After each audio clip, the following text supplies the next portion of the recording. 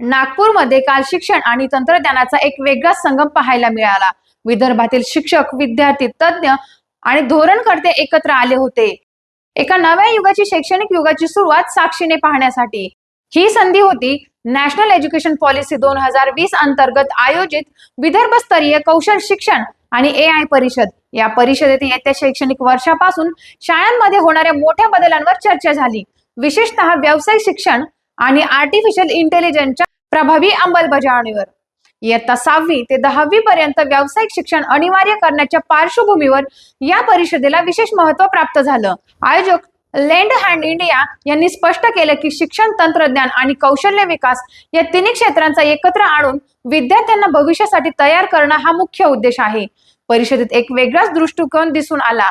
विद्यार्थ्यांच्या कल्पनेचं दर्शन घडवणारे AI आधारित प्रकल्प, नवकल्पनांची सजलेले अटल टँकलिंग लॅब्स आणि फिरत्या प्रयोगशाळा म्हणून ओळखले जाणारे स्किल्स अँड व्हील्स मॉडेल।